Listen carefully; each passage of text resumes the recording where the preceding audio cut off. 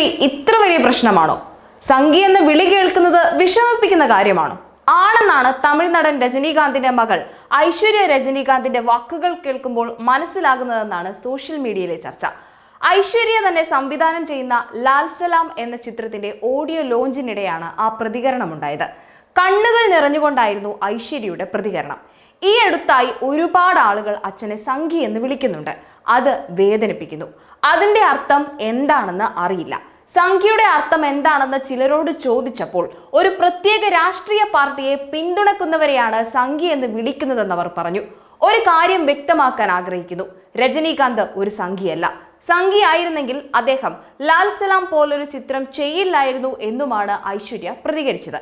രജനീകാന്ത് വേഷമിടുന്ന ലാൽ സലാം എന്ന ചിത്രം ക്രിക്കറ്റിനെ കുറിച്ചും കമ്മ്യൂണിസത്തെ കുറിച്ചും സംസാരിക്കുന്നതാണെന്നും ഇതുമായി കൂടുതൽ അനുഭാവം പുലർത്തുന്നവരിലേക്കാണ് സിനിമ എത്തേണ്ടതെന്നും ആ ഘട്ടത്തിൽ രജനീകാന്തിന് BJP ചായ്വുണ്ടെന്ന സംസാരം ശക്തമാകുമ്പോൾ അങ്ങനെ ഒരാൾ ചെയ്ത സിനിമ ആളുകൾ അംഗീകരിക്കില്ല എന്ന ഭയം കൊണ്ടാവും ഐശ്വര്യയുടെ ഈ പ്രതികരണം എന്നാണ് ഭൂരിപക്ഷ അഭിപ്രായം.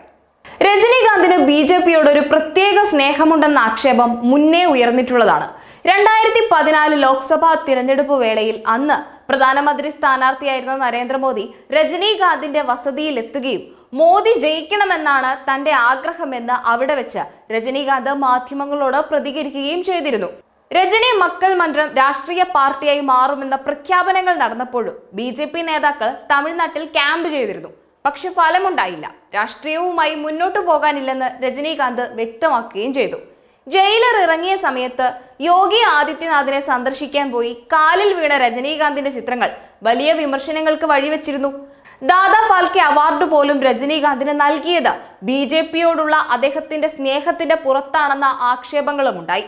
ഒടുവിൽ ഹിന്ദി വിവാദം ഉൾപ്പെടെ BJP വിരുദ്ധ പ്രതിഷേധങ്ങൾ തമിഴ്നാട്ടിൽ കൊടുമ്പിരി കൊള്ളുന്ന വേളയിൽ അയോധ്യ പ്രാണപ്രതിഷ്ഠ ചടങ്ങിൽ പങ്കെടുത്തതും രജനീകാന്ത് ഒരു BJP അനുഭാവിയാണെന്ന ചർച്ചകളെ കൂടുതൽ ഊട്ടിയുറപ്പിച്ചു.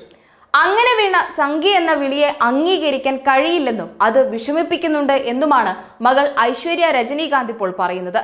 തമിഴ്നാട്ടിൽ ഉയരുന്ന BJP വിരുദ്ധതയെ മനസ്സിലാക്കിക്കൊണ്ടുകൂടിയാണ് ഐശ്വര്യയുടെ പ്രതികരണം എന്നാണ് കമന്റുകൾ.